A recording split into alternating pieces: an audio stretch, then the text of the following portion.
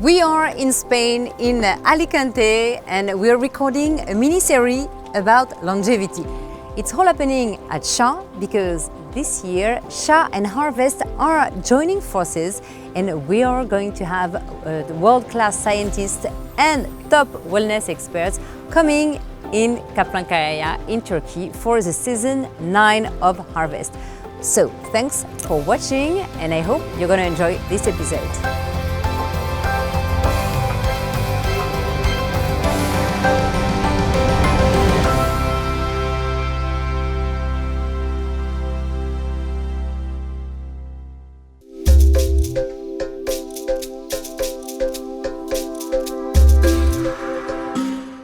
Can we rewire our brain? Welcome to the Harvest Series podcast. Today I have the honor of speaking with Professor Bruno Ribeiro, a true expert in cognitive performance and neuropsychology, and the head of SHA's cutting-edge cognitive units. With a European PhD in psychology, research stints at Harvard, King's College, and the University of California, his work is shaping the future of brain health. We are here in Alicante. I'm very happy to have you. It's the birthplace of SHA.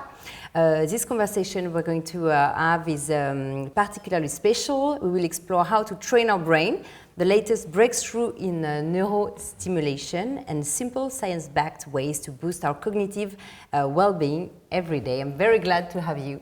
It's really my pleasure. Welcome to our house. Beautiful This is house. your house. For the night. Okay. It's really a pleasure to share some time with you. Let's see where our conversation is going to dive in. Exactly. Perfect. Exactly. So can you first explain me what's the main goal of a cognitive development unit in a wellness center? So imagine like 12, 13, 14 years ago, when all the wellness centers are starting to become more common in our daily lives. Our president, our CEO, decided to think a little about brain. So I think they were the first one in the world to try to integrate this kind of scientific approach to take care of our brain into a wellness center. So this makes a lot of sense because we are getting pretty close to live at least 120 years. At least is what the IFLIC limit says. So it really deserves to live that longer if we don't know who we are, where we've been, all the stuff that we have been doing all these last years.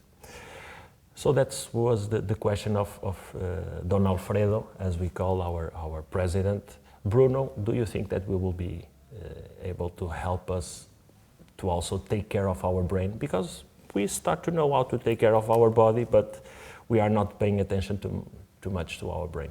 So I really fall in love by this project, and this is what I've been dedicated the last 13 years, is to try to see how can we, in a set like this one,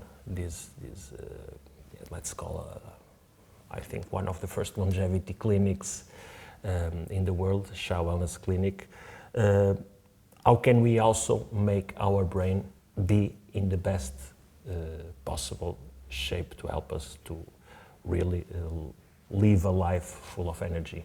And what is the importance of the brain? Is it possible to measure or to quantify the importance of the brain in your general well-being? The brain is the highest organ in our body. I think that really makes better than our heart is here. My first love was the heart, but when I discovered that we can change our heart by another one, but not the brain. So I changed my love. I was just a little kid with 5 years old, and in Portugal we have done the first transplant of heart. So I thought that was the most important organ, but the only one that we cannot transplant, that we cannot... and we'll never be able to do that? I think that we will be able to have some technology that help us to create or to change some cells, renew some cells in our brain, but I don't think that we'll be the same person if we change our brain. Okay. Our brain is probably where is our brain and of course our heart and all our cells, but in our brain is where is probably... We are. Yes, our identity as human beings, as souls, as energy, as, well, as love. So what are the basic things to do to take care of our brain before moving to some more sophisticated ones, I guess? Okay. Usually what is good for our body is good for our brain. We need to take care of our brain because, first of all, the cardiovascular system is very important for the health of our brain. Imagine that let's imagine someone that have 70, 80 kilograms. His brain have probably 1.1, 1.2, maximum 1.5 kilograms. So it's a very small organ, but it takes almost 20% of all the energy of the body, all the blood of the body. So the cardiovascular system is mandatory that we take care. When I teach to my students, when I show the brain to my students, the first thing that we get impressed is the amount of arteries and veins that the brain have. So the exercise is mandatory to this. I think, Again. Absolutely. The exercise is probably something that you don't need to spend lots of money to do it and to really take care of our brain. Okay. Mandatory first thing. So exercise, do you have like a special exercise? Like, is it like for the body? We had Dr. Meha who said like you need to lift weights, and, but for the brain, maybe it's not needed. It's not this kind of exercise. First of all, let's do some exercise. Then if we want to really achieve being masters of taking care of our brain, the heat, the exercise, high intensity intermittent. Yeah. Okay. So it's have amazing scientific evidence that is amazingly good for our brain and for the rest of our body. The cardiovascular kind of exercises in which you are putting your heart beating a little higher for a good period of time, they are perfect also for our brain. So, after how many days or months do you see an effect on your brain when someone starts training? Really depends on where you are in terms of starting point. We can see people with impairment in terms of cognition that after 1-2 weeks of starting to do exercise, they really feel much brighter in terms of brain fog, like the brain fog disappears a little. Of course, we are talking about also to the top level of people in terms of taking decisions around the world. In that case, we really need to find the right exercise for that person to really triggers the mechanisms of being the brain. sharp. Exactly. Okay. Imagine that we knew that the exercise, the physical exercise, of course, improves the cardiovascular system. But now we know that we also have the release of a very important factor in our brain that is released by, at least in part, by our muscles, that is BDNF, brain derived neurotrophic factor. So imagine that when you are doing exercise, your muscles produce a protein that is delivering in our bloodstream that goes to our brain, and don't let our brain shrink, don't let our brain becomes more little. So it's amazing all the things that neuroscience is able now to explain, something that we can see by the blue zones, that people that are more active physically, they are brighter, they have a great cognition. Now we are starting to understand where and how they work, the basic functioning of all these mechanisms. Wow, so exercise First of all, is number one. Yes, wow. absolutely. Okay. The second one for me, of course, I think you have the opportunity to be having some meals with us. The food is absolutely mandatory. It really makes me think that sometimes human beings are not the smartest species in the planet. Okay. Unfortunately, I don't know if you are able to show to your audience the amazing views that we are seeing. But we are not treating well agriculture. We are not treating well with farming for us. We cannot negotiate the prices of what we are eating, because we are pressing farmers to use substances that are not good for our health, because they have to be so pesticides are really damaging for the brain. Absolutely. All the products that sometimes agricultures, farmers need to use to make profitable what they are doing, they are in the limit of being healthy. Also, then, our life, our routine is not allowing us to cook. So we use lots of processed foods with lots of ingredients that are not really good for us. The authorities, of course, they have some rules for this. And imagine that, for instance, some of the ingredients of a processed food, they are inside the law. Yes. They are inside the law. But we are taking this today, tomorrow, after tomorrow, for weeks, for months, for years. So sometimes our body is not able to detoxify from these products that we are having from food. Food can be one of our best allies to really fight against aging and also fight against cognitive aging. So it means it can also be the worst enemy? Absolutely. It's so easy to follow a good diet. Here in SHA, we are not saying that you have to eat caviar every day. No, it's not like that. We are talking about very inexpensive things, but very well cultivated things. Yeah, but it's hard sometimes when you cook to find even like a good tomato. Absolutely, now, that tastes like a tomato salad, but it doesn't, and you don't even know if there is nutrients inside, and so it's. We should be ashamed of ourselves to talk about this. A tomato that don't look and don't taste like a tomato. This is absolutely because we are running so fast that we are not taking care of what is really important for us. So, first, physical exercise. For me, second, the diet is amazingly important. The diet and very little restrictions in our diet. Let's avoid sugar. Yeah. Please, let's avoid sugar. I think in future, probably sugar will be classified as in a special place, pretty close to some other drugs that we have. The white one, or is the natural one, like in syrups or fruits, okay?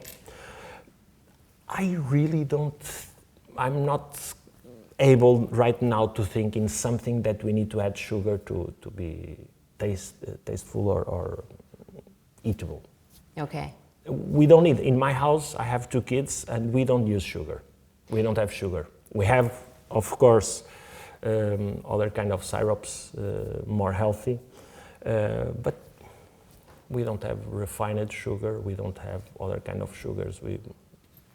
If you educate your taste to feel more the flavors without sugar, it's amazing. It's amazing. We used to say like 1 glass of wine was okay, and now we can read like cups of coffee are good for stimulation, and sometimes no. So what's your view on this? So coffee.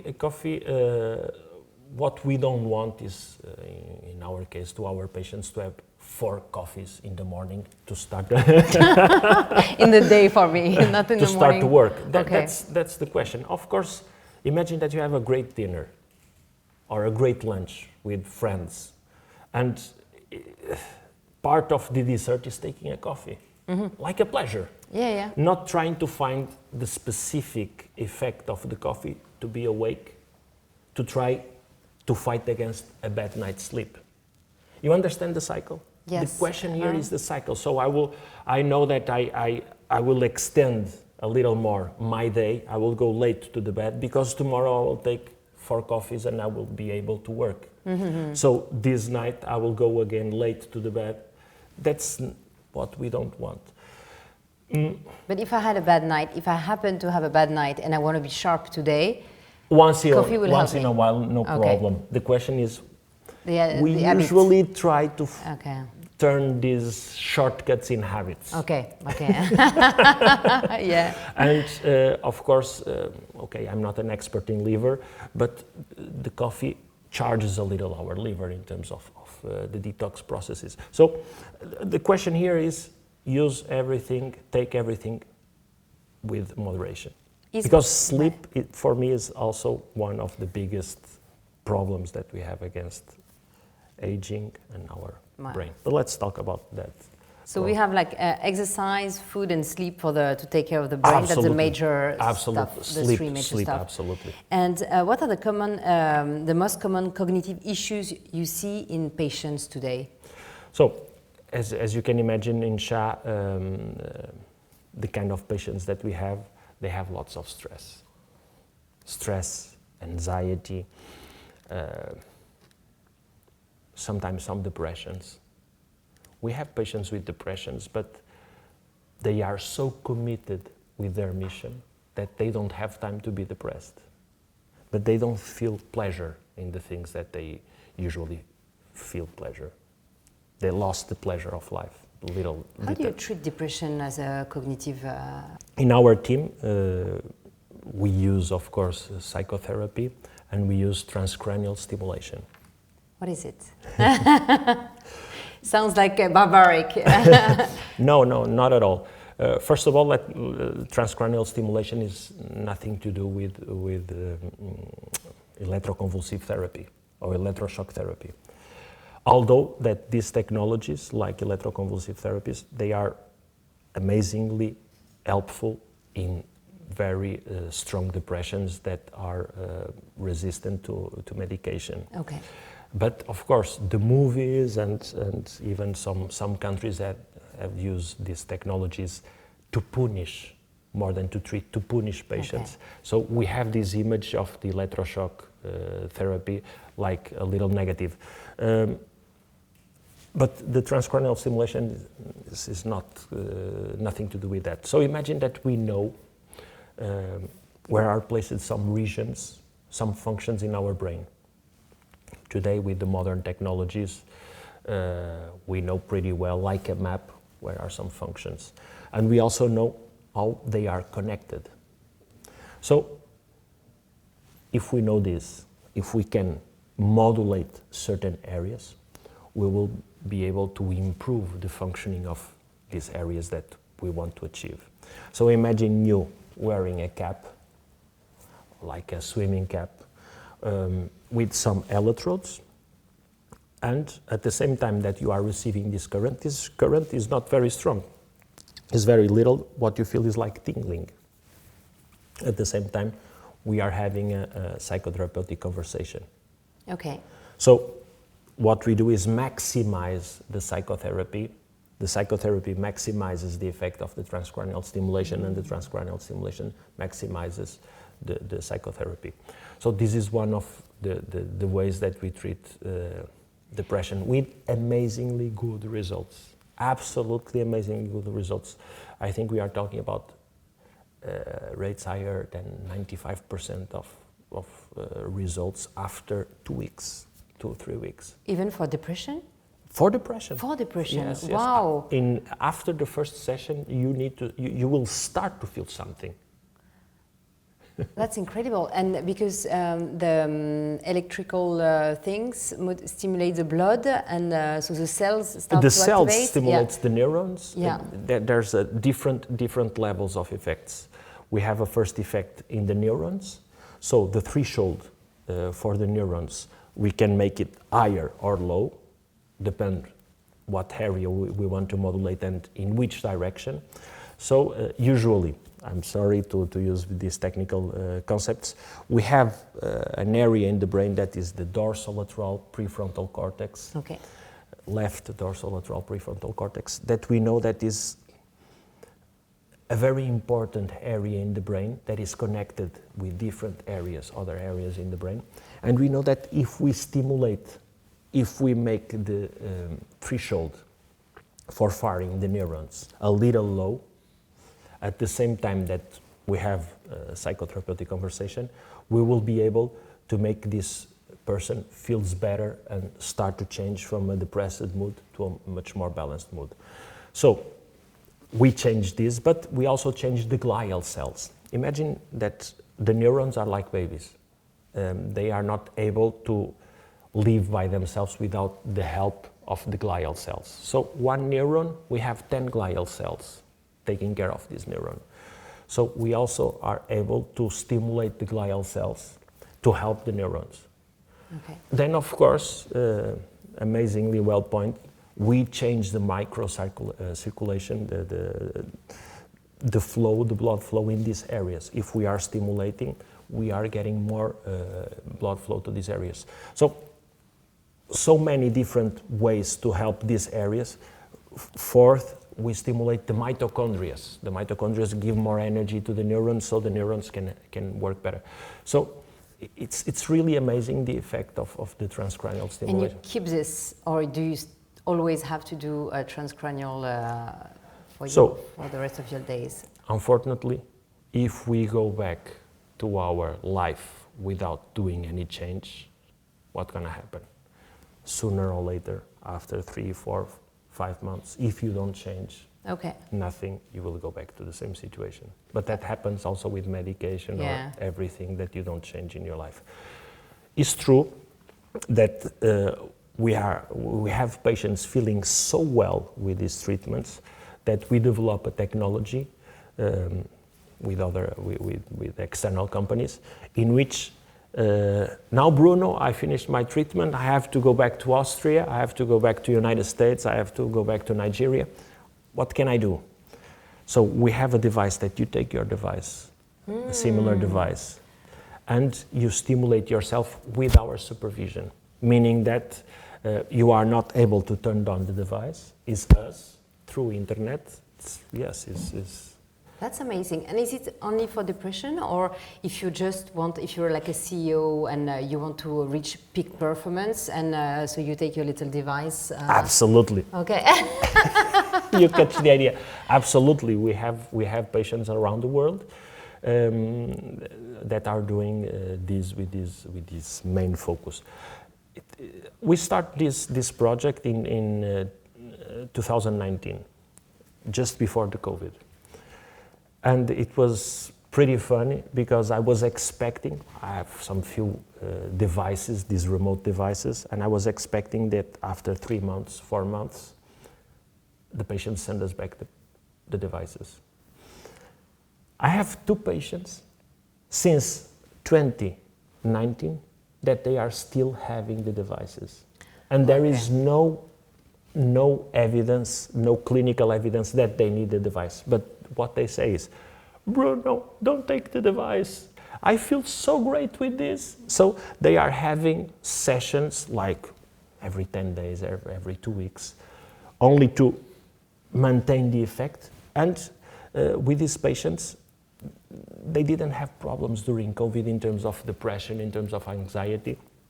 That was probably my main push to keep going on this technology, because with something so strong as standing home without being able to move, and these technologies being able to help people, this is amazing. We need to use this more and more and more. So we have patients all around the world that they are stimulating their brains to prevent depression or to achieve the cognitive well, that's performance. Great. Yeah. Is there a way manually to do it without the device? I'm sure it would be as efficient as with a device, but can you do it a little bit yourself to stimulate this? It's a silly question. Okay. No, it's not a silly question. There are some. Okay. Are you sure that you want me to answer this question? Yeah. We have in other, like in the Chinese traditional medicine, we have in some cultures like from India, that they have some postures of the hands that allowed to have communication in between the hemispheres. Okay. Things like this that you can use. Okay. Okay. This is working. Of course, it's not as strong as our machines, but this kind of also the postures that we use with our hands, they help us to connect both hemispheres in a more strongest way. Okay, and connecting the two But we are talking hemispheres? about 1%, 2% effect against 100% effect of these machines, of these technologies. Because what you want to do in the end is connecting the two is hemispheres. balance areas in the brain to make them work as perfect as possible. Imagine this morning that you slept well, that you are happy, that someone brings you a coffee to you, and you are happy, you are energetic. I have lots of these projects, I want to do this and this. That's the effect that we want to achieve. For that, I think in that moment, your brain is so well balanced that you can take 100% of his capacities. So that's what I want to achieve with these technologies. And in the future, what do you think, because we always say like our brain, we're doing only 10% of what we could do. What do you think in the future, what would be a reasonable thing that our brains could do in the future? Our brain right now is working 100%. There's not only one part that is working in this conversation. We are using 100% of our brain. It's true that we don't know the full capacities of our brain in terms of development. I really think that, at least is what I think as a human being and also as a neuroscientist, that we will be able to be more connected with the one that we love. Okay. With the people that is around us. So we will be able to be more empathic. We will not need to use so much this kind of communication. Only seeing you, I will be able to understand much better what you are feeling and what you need, and in the future. I think so. I think that we will be able to absorb more information and be able to create more things. Like we will increase our creativity. Okay. To make us even greater as human beings. And which part of the brain is it asking to develop? This one? The frontal cortex. The frontal cortex, okay, yeah. The frontal cortex is what makes us different from other animals. Right. If we compare our brain to the whale brain, a whale brain is bigger, is huge. So it's not smarter than us. Or, okay, it looks like it's smarter because it don't kill each other, so these kind of things. But what is making what is real different in these brains is the frontal cortex. This frontal cortex allowed us to be more empathic, to control much more our emotions, to understand much better feelings, emotions, to be more humans. Then let's imagine that this part here is pretty common, pretty similar to other mammals, to other animals. Okay. But this part is completely different. That's the one that changed with prehistorical, the shape of the brain changed with... Absolutely, oh, okay. Great. Absolutely. Okay. Imagine that centuries ago, they measure the frontal bone, this part, to see if you are smart or not. Of course, it's not completely like this, but they have some ideas that something is going on in the frontal cortex. The frontal cortex is, yes, I think that is what makes us humans. Do size matter regarding the brain? Not completely. Not completely.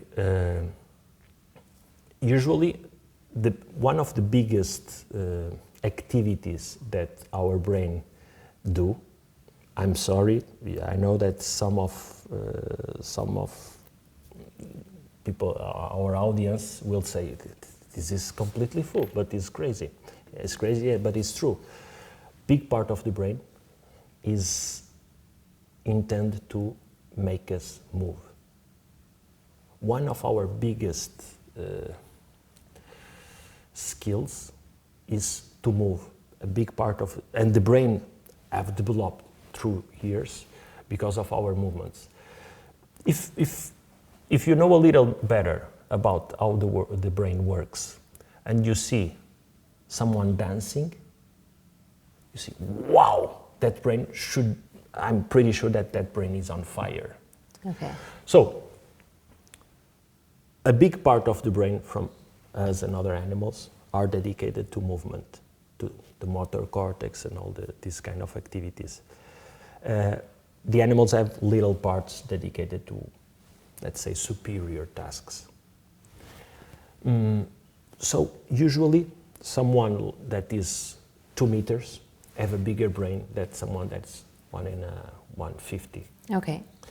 But that is related to the movement and to the space in the body. Okay, understand. Okay. So that really doesn't matter too much. The size. The size. Okay, unless I guess they're super. Of course. Okay.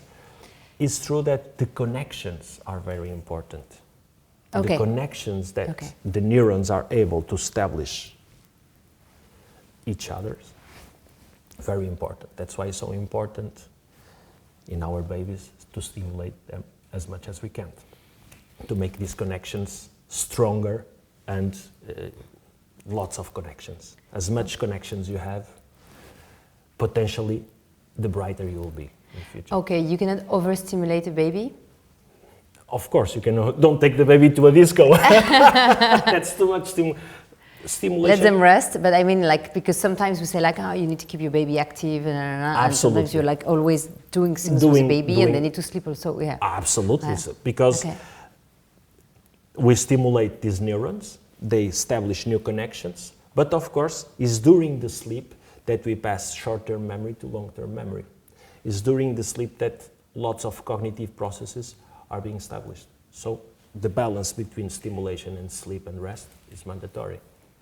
I've got like you have 2 children too. I've got like 10 and almost 13. Mm-hmm. What's a good advice if I want to preserve first their brain and second to make it even better? Okay. First of all, let's take care of injuries. Absolutely. Oh, okay. In which way? Yeah. Football. Okay. Riding a bike or a motorbike, always helmet, always a protection in the... And you know, preventive. Okay. Absolutely. The injuries in the brain in these ages can make a huge difference in future. Wow, okay. Absolutely, absolutely. We need really to take care of in these ages. Oh, okay, let's say in all our life, but let's imagine that your son or your daughter, they like kickboxing or boxing. Very careful, is amazing doing sports, helmet protection. They like to ride the bicycle. Amazing, amazing, amazing. Let's use an helmet. Okay, and if they fall, how to fix the brain? It's too late. I mean, don't fall. Okay.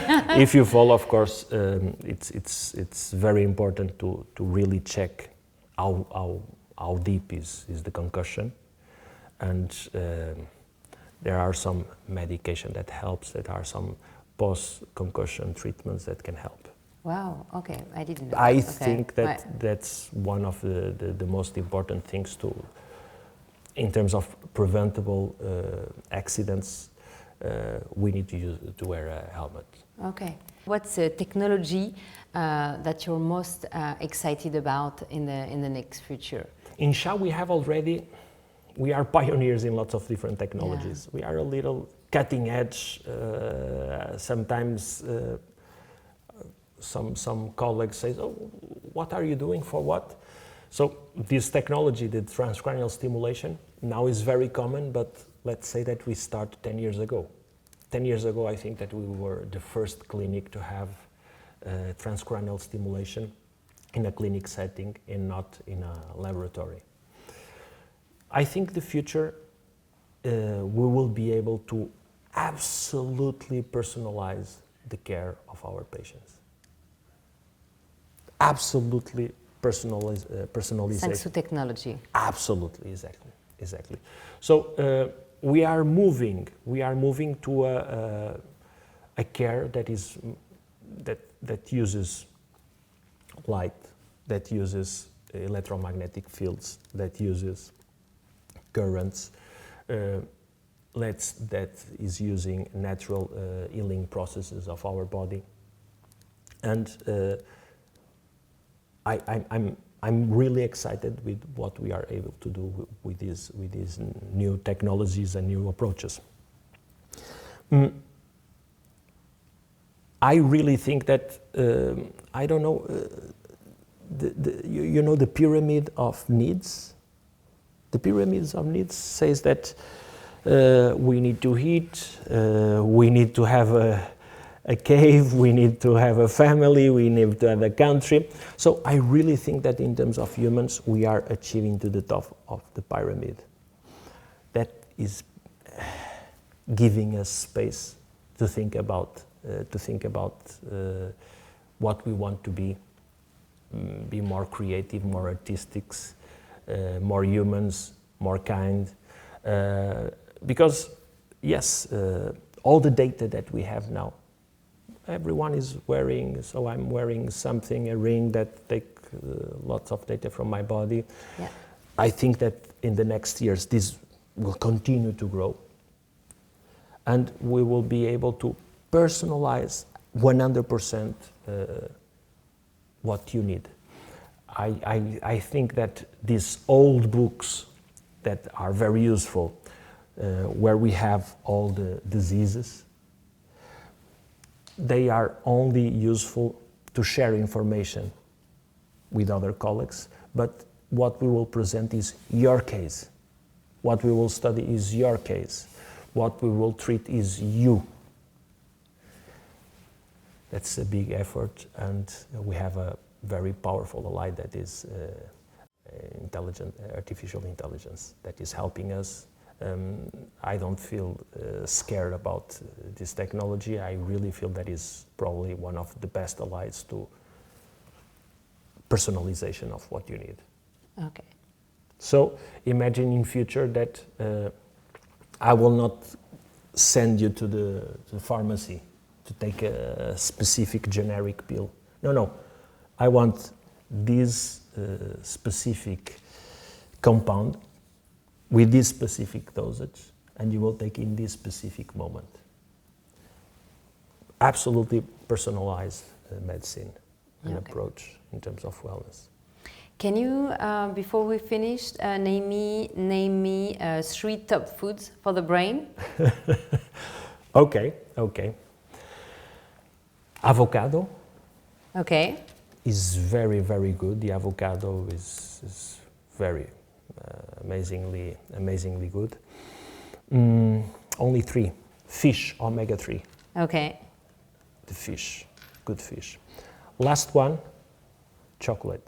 Ah, good. At least the good news. Chocolate, dark chocolate is very, the flavonoids is very good to our brain. Okay. Let's remove sugar, let's move only dark chocolates higher than 75% is very good for our brain. So finish with a good, with the taste of chocolate. Absolutely. Not too much, I'm sure, but of course it's still caloric, very high, lots of calories, but sometimes we can have it's good. a very small square in the evening is very good. Bruno Ribeiro, thank you so much for your enthusiasm and sharing so much knowledge about the brain. and let's have a little bit of a chocolate together. Absolutely, it's my pleasure. Thank you again Thank for you. visiting us. This is your house. Be very welcome, and I hope that we are helpful to your audience. And again, I really think that we need to be prepared to live 120 at least, and with this as sharp as in the first day. That's great. I'm so happy, and so happy that SHA and Harvest are joining forces. Absolutely. That's great. Thank you. Thank you.